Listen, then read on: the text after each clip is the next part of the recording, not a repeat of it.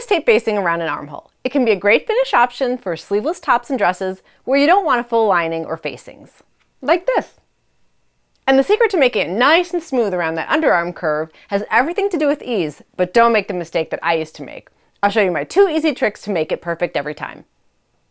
So a long time ago, I never used to be fully satisfied with how my bias tape looked around an armhole, even after following tutorials. It was one of those things where I did it, but in the back of my mind, I was always kind of like, this could look a little bit better. The issue with bias tape around the curve of an armhole is that it's easy for it to end up kind of wrinkly or puckered around the curves, or have a tendency to be too taut and lean towards the outside of the garment.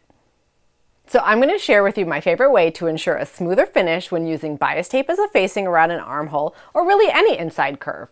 It just takes 2 easy tricks. All you need is a bodice and some bias tape, either pre-packaged or handmade single-fold bias tape, although you can use an unfolded bias strip if that's what you prefer. This will work whether you're applying bias tape around an entire armhole or to an open armhole that ends in some kind of yoke, because we're just focusing on the curve part, so it works for both. Let's do it. I have my 1/2-inch single-fold bias tape ready and made, and my bodice. I'm using a bodice with a yoke over the shoulders, so my armhole is open. And here's the key to a smooth armhole here with bias tape basing. Whether it's an open armhole or a closed one, what you need to do is the same. You need to ease the bias tape into the armhole curve, meaning you need a little bit more bias tape around the armhole curve at the seam line than the actual seam line itself. And here's the reason why. I think it's easier to understand what to do here if you know why you're doing it. The outer edge of the tape has to travel around a longer edge as it goes around the curve. So if there's less tape around that inner part of that curve, around the seam line, then the outer edge will be in trouble since there's less there too, and it has to travel even further around the armhole. That's why if your tape isn't a little bit longer and eased into the armhole curve here, then the outer edge is going to be kind of stretched to lay flat along that, and then that's when you run into it having a tendency to lean out or be kind of puckered on your garment, and it won't lay nice and flat because there's not enough tape in the curved areas. So that's the theory behind why you need to ease the tape into the armhole a little, and you get a nice flat result, as you can see. This isn't leaning to the outside of the garment dramatically, it's not super puckered, it's actually really nice and flat along the inside and on the outside, even after multiple washes. Here's my real bias tape, and let me show you what I used to do where I went wrong and made the problem even worse for myself. I was actually stretching the bias tape just a little bit as I was going around the whole armhole because I misinterpreted what I was supposed to ease in, and I had read somewhere to stretch bias tape slightly when using it, which just made everything even worse. So don't give this any stretch as you go around. In fact, it's quite the opposite. Just give it a little bit of ease as you go. So all you're going to do is pin around here, but as you get closer to the curve, I'd start where I can kind of start seeing it become a curve. This might be more or less steep of a curve. This one's pretty steep, so this is a great example to show you how you can get this flat even with a steep curve like this.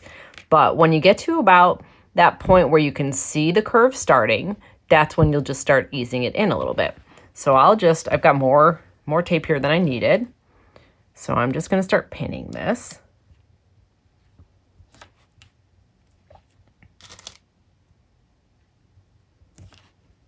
And just as I start getting to this point, I will just use a teeny bit more tape than that length of that seam.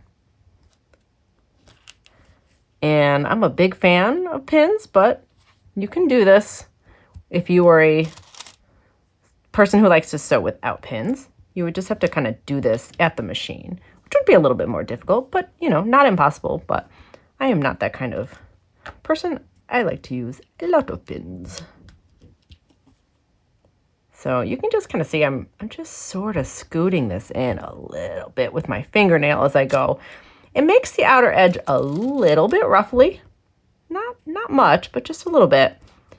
But that seam line won't have any wrinkles because I'm not, you're not going to ease it in like this. You're not adding you're not adding a huge amount of ease there. You're just doing a teeny little bit at a time. And it's, you know, it's a little bit time consuming to do this, but it is absolutely worth it.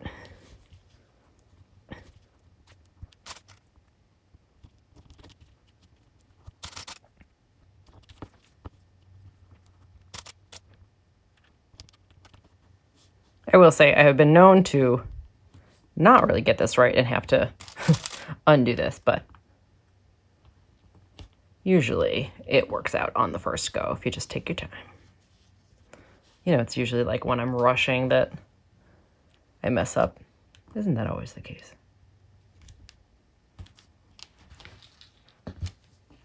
And you can start to see here how the edge is just a little bit ruffled on the tape, just a little bit, because I'm easing that tape in, but this seam line is still going to be nice and flat. Probably like watching paint dry, watching me do this.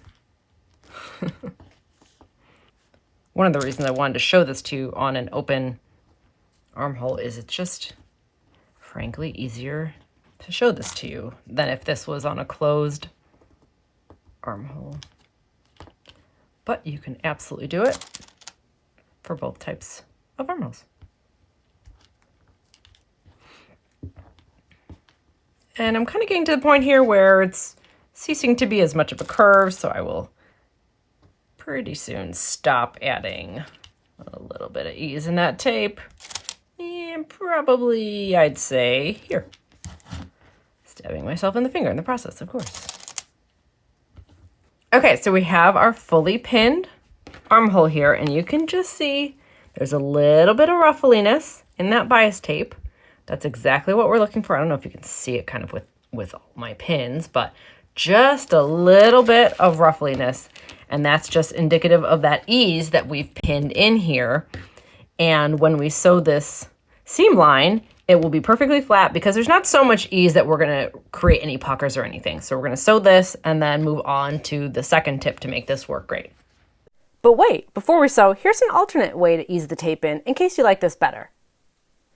Instead of by hand as you pin, you can pre-curve the bias tape to match the armhole by pressing it. It can be trickier if you're making bias tape from your fashion fabric and it's a bit fussy like mine was, and the fold keeps unfolding when you press it, which is one of the reasons why I prefer easing it in by hand. Although spray starch or washable stabilizing spray can help with that.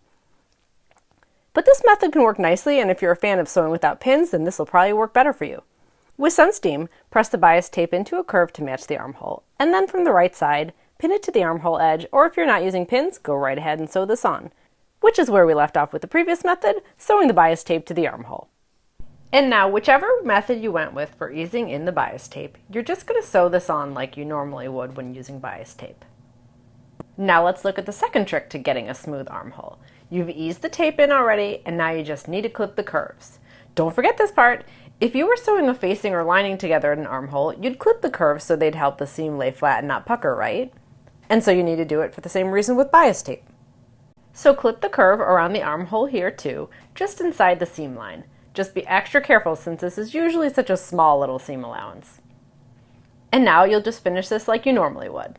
Fold your bias tape to the wrong side, giving it a careful press as you do. As you do this, pay particular attention to the curved areas of the armhole, because if you find anywhere that the bias tape doesn't really lay as flat as the other areas, you may just need to take another couple of clips or two.